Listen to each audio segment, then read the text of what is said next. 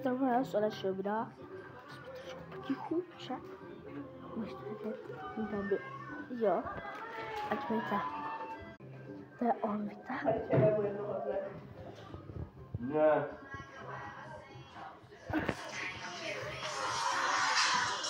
No.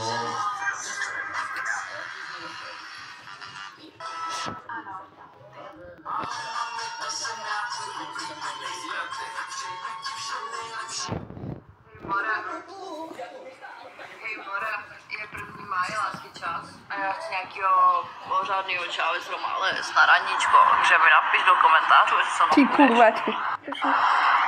Tam ať mama sní, do lednice. Tak to dej, Roman.